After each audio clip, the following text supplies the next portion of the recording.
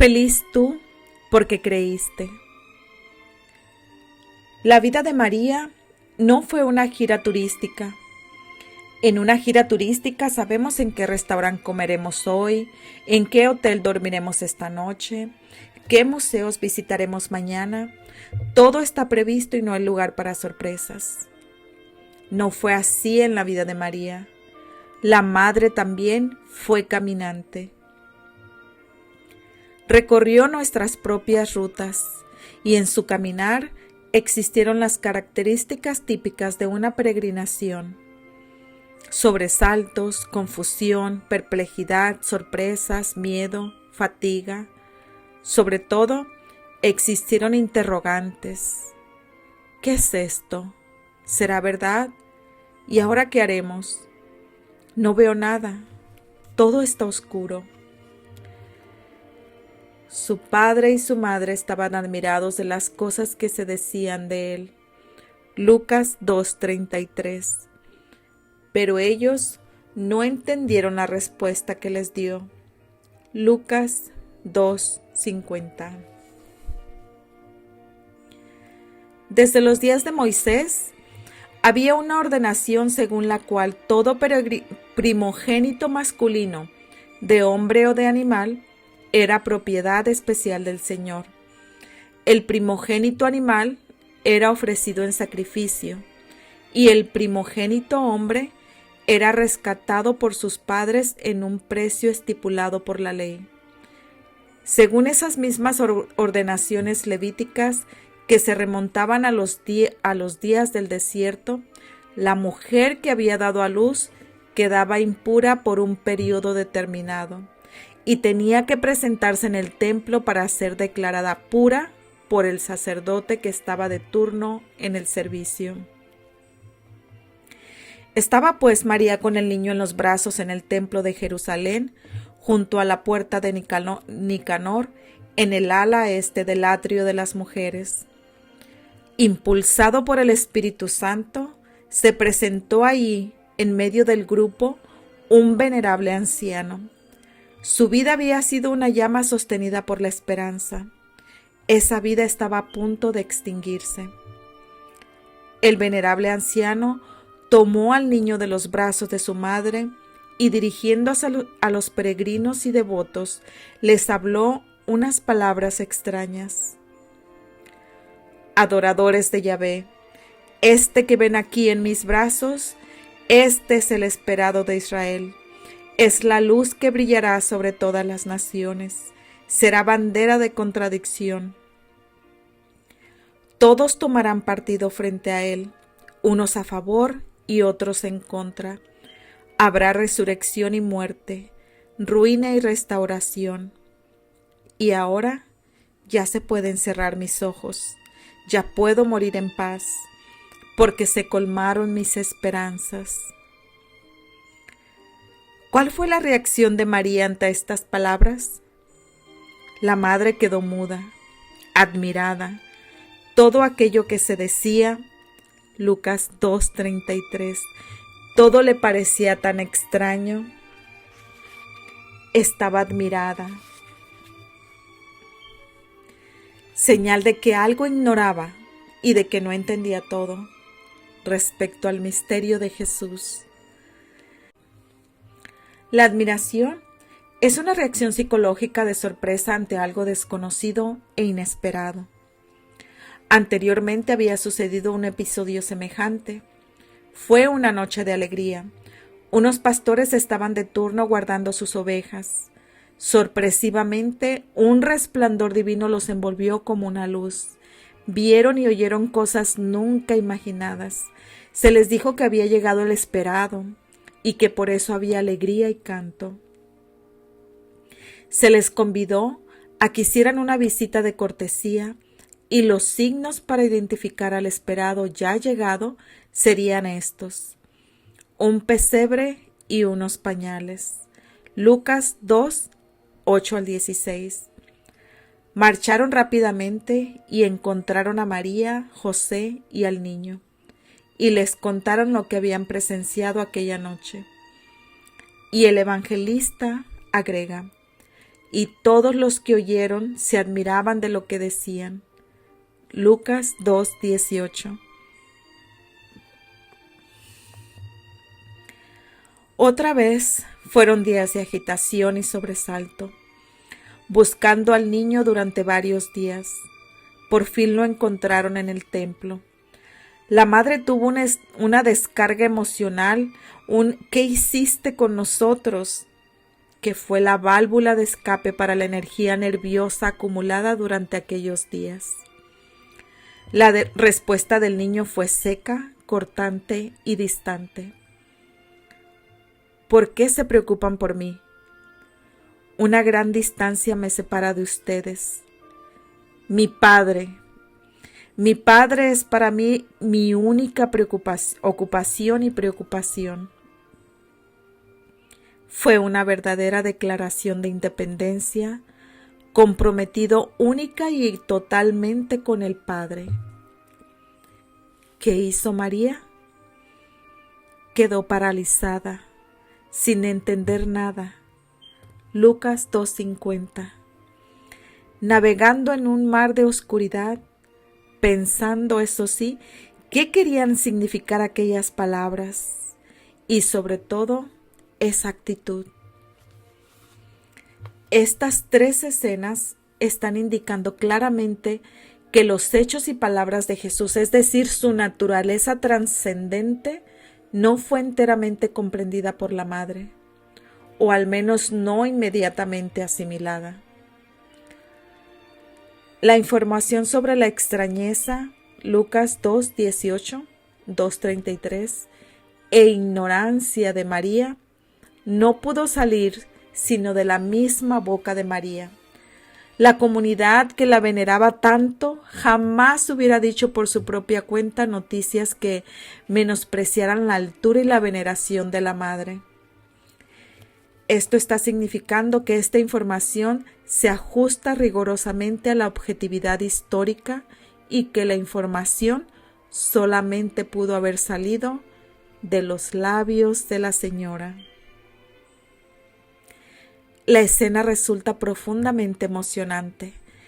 La madre, en el seno de la comunidad, explicando a un grupo de discípulos con naturalidad y objetividad que tales palabras no las entendió, que tales otras le resultaban sorprendentes. La madre fue conmovedoramente humilde. María fue fundamentalmente humildad. No es exacto decir que María fue invadida por una poderosa infusión de ciencia y que por la vía de permanentes y excepcionales gratuidades se le eclipsaron todas las sombras, se le descorrieron todos los velos y se le abrieron todos los horizontes, o que desde pequeña sabía todo lo referente a la historia de la salvación y a la persona y destino de Jesús. Esto está contra el texto y contexto evangélicos. Aquí está la razón por la que muchos fieles sienten un no sé qué respecto a María. La idealizaron tanto, la mitificaron y la colocaron tan fuera de nuestro alcance, tan fuera de nuestros caminos, que mucha gente sentía sin saber explicarse íntimas reservas frente a aquella mujer mágica excesivamente idealizada. La vida de María no fue turismo. Igual que todos nosotros, también ella fue descubriendo el misterio de Jesucristo con la actitud típica de los pobres de Dios: abandono, búsqueda, humildad, disponibilidad, confianza. También la madre fue peregrinando entre calles vacías y valles oscuros, buscando paulatinamente el rostro y la voluntad del Padre, igual que nosotros. En el Evangelio de Marcos hay un extraño episodio lleno de misterio. El contexto de ese relato parecería indicar que la madre no entendía con suficiente claridad la personalidad y destino de Jesús, al menos en esos primeros tiempos de la evangelización. ¿Qué aconteció? Por los 3 primeros capítulos de Marcos, podríamos deducir que la actuación inicial de Jesús sobre las ciudades de Galilea fue deslumbrante. Esto produjo una viva discusión y una consiguiente división respecto de Jesús entre los judíos y también entre sus parientes. Juan 10:19. No cabe duda de que Jesús resultaba una personalidad extraña, inclusive para sus propios parientes, hasta llegar a decir que había perdido la cabeza. Marcos 3:21. En vista de la potencia de sus prodigios y palabras, el hecho es que un buen día sus parientes decidieron hacerse cargo de él para llevarlo a casa. Por el contexto general del capítulo 3 de Marcos, se podría deducir que quien presidía aquel grupo de parientes que quería recogerlo era la misma María. Marcos 3, 20-22, 3, 21-35. Por la naturaleza psicológica de esa actitud, podríamos concluir que por este tiempo María no tenía conocimiento exacto sobre la naturaleza de Jesús. ¿De qué se trataba realmente? ¿Acaso María participaba en algún grado de aquel desconcierto de los parientes debido a la manifestación poderosa de Jesús? ¿También María era de las personas que lo querían recoger y llevar a casa? ¿O simplemente quería cuidarlo porque Jesús no tenía tiempo ni para comer? Marcos 3:20. Una vez más llegamos a la misma conclusión. María recorrió nuestros caminos de fe. También ella fue buscando entre sombras el verdadero rostro de Jesús. En las bodas de Caná, observamos que María ya ha dado pasos definitivos en el conocimiento del misterio profundo de Jesús. En su primera reacción, María se movió en una órbita meramente humana. Ella se presenta como una madre que tiene ascendiente sobre el Hijo, se siente en comunión con Él y procede como quien se siente seguro de conseguir un gran favor. María cree que vive en comunión con su Hijo, pero se encuentra solitaria. Luego, al verse fuera de aquella comunión, entra en una nueva relación con Él en la comunión de la fe. Haced lo que Él os diga. No importa lo que ella diga, sino lo que Él diga, aunque María no conoce todavía la decisión de Jesús. Para este momento, ya todo estaba claro para María. No importa que su gloria materna haya quedado golpeada. En ese momento María ya sabe que para Jesús todo es posible, concepto que la Biblia lo reserva solo para Dios. Significativamente, Juan agrega que después de este episodio, María bajó con él a Cafarnaún. Juan 2:12. ¿Qué significa esto? ¿Que María deja de ser madre para comenzar a ser discípula? ¿Significa que a la madre, al ver aquel prodigio, se le ahuyentaron todas las sombras, que superó aquel alternar entre claridades y oscuridades y que entró definitivamente en la claridad total? ¿Qué existe entre la luz y la oscuridad? La penumbra, que no es sino una mezcla de luces y sombras. Computando los textos evangélicos, eso fue la vida de María. Una navegación en un mar de luces y sombras. En el día de la Anunciación, si nos atenemos a las palabras que se pronunciaron entonces, María tenía conocimiento completo y cabal de aquel que florecería en su silencioso seno, Jesús. Será grande, será llamado Hijo del Altísimo, su reino no tendrá fin. Lucas 1:32. Seguramente la espléndida visitación de Dios en ese día arrasó una infusión extraordinaria de luces y ciencia.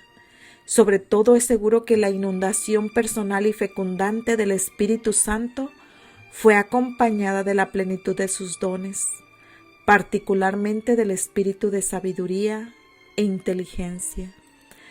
A la luz penetrante de esa presencia única del Espíritu Santo en ese día, María veía todo muy claro. En contraste con esto, por los textos que acabamos de analizar, vemos que María más tarde no entendía algunas cosas y se extrañaba de otras. Ahora bien, si en el día de la Anunciación María comprendió completamente la realidad de Jesús y luego al parecer no entendía esa misma realidad, ¿qué sucedió en medio? ¿Acaso existe alguna contradicción? ¿Hubo información deficiente para el evangelista redactor?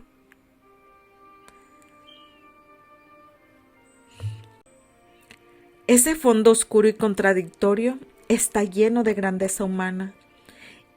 Y desde esa oscuridad, María emerge más brillante que nunca. La madre no fue ningún fenómeno extraño entre diosa y mujer. Fue una criatura como nosotros, una criatura excepcional, eso sí, pero no por excepcional dejaba de ser criatura, y que recorrió todos nuestros caminos humanos, con sus respectivas emergencias y encrucijadas. Es preciso meter a María en nuestro proceso humano. Lo que nos acontece a nosotros le pudo haber acontecido a ella, salvando siempre su alta fidelidad al Señor Dios. ¿Qué sucede entre nosotros? Pensamos, por ejemplo, en los consagrados a Dios por el sacerdocio o la vida religiosa. Un día, allá lejos, en la flor de su juventud, experimentaron vivamente la seducción irresistible de Jesucristo. En aquellos días la evidencia era como un mediodía azul. Era el Dios mismo quien llamaba, y llamaba para la misión más sublime. Eso era tan claro que llenos de confianza se embarcaron con Jesucristo en la aventura más fascinante.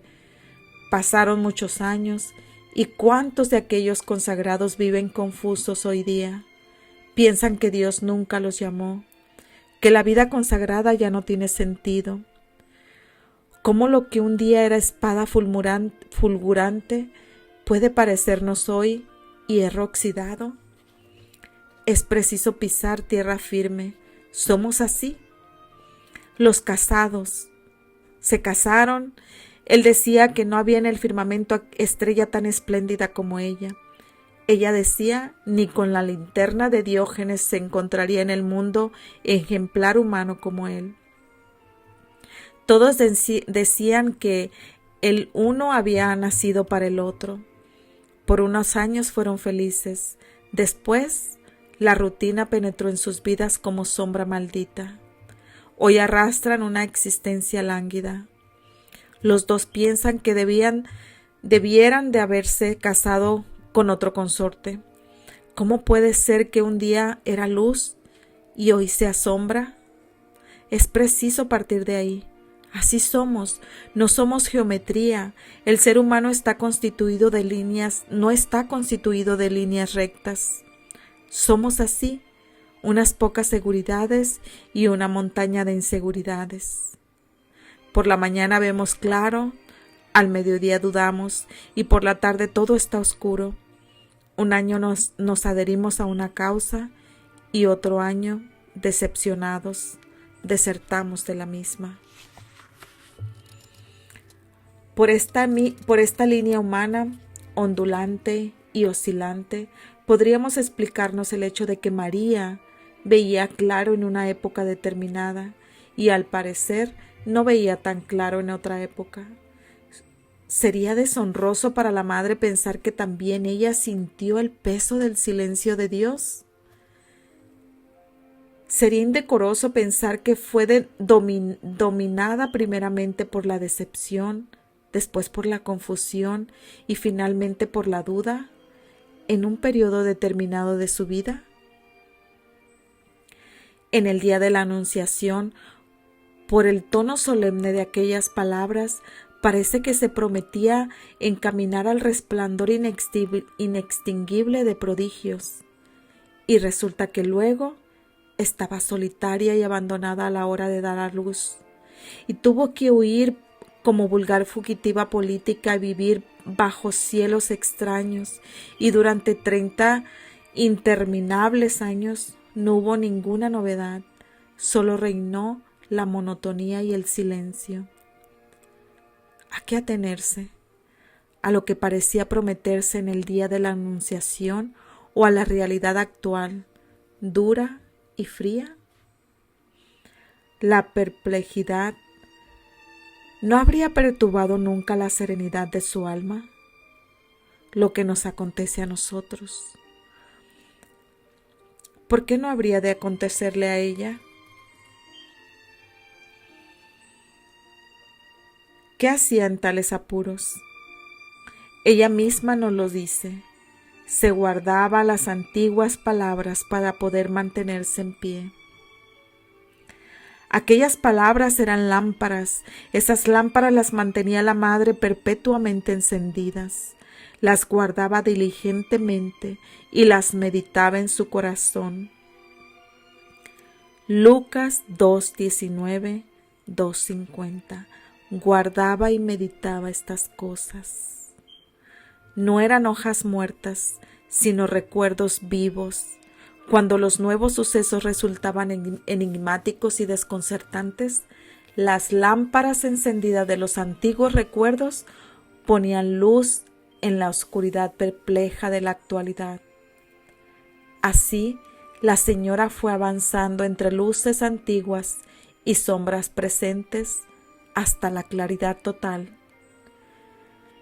Los diferentes textos evangélicos y su contexto general están claramente indicando que la comprensión del misterio trascendente de Jesús fue realizándola mediante una inquebrantable adhesión a la voluntad de Dios que se iba manifestando en los nuevos acontecimientos. Eso mismo ocurre entre nosotros. Muchas almas tuvieron en otras épocas visitaciones gratuitas de Dios. Experimentaron vivamente su presencia y recibieron gracias infusas y gratuidades extraordinarias. Y aquellos momentos quedaron marcados como heridas rojas en sus almas. Fueron momentos embriagadores. Pasan los años, Dios calla. Estas almas son asaltadas por la dispersión y la tentación. La monotonía las invade. Se prolonga obstinadamente el silencio de Dios.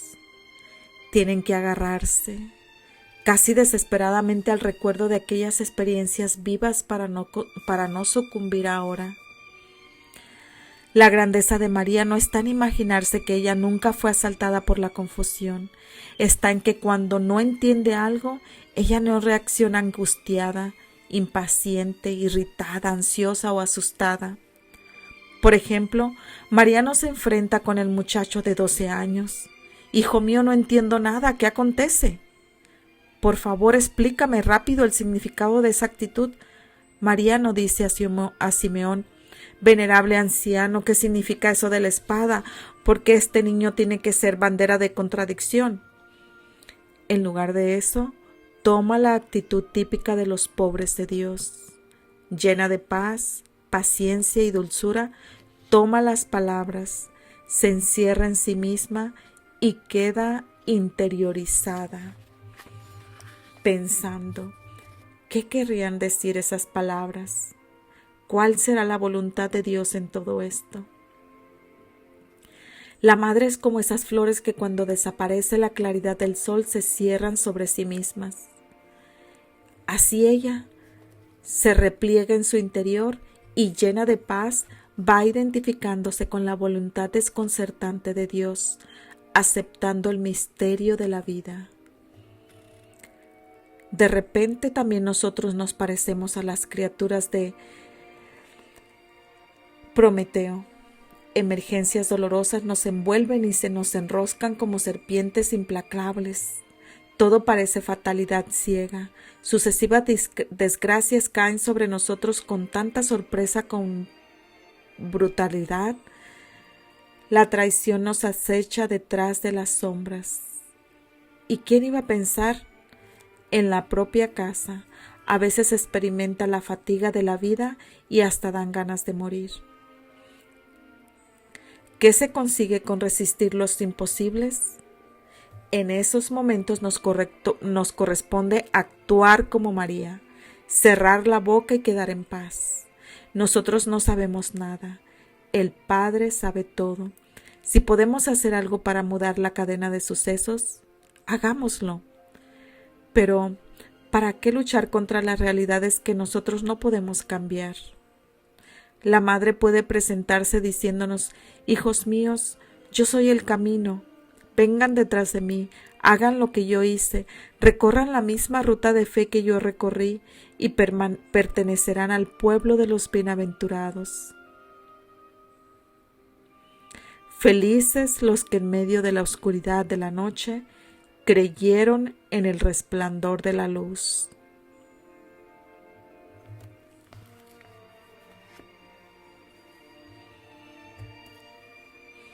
María, Madre de Gracia, Madre de Misericordia, en la vida y en la muerte, ampáranos, Madre nuestra.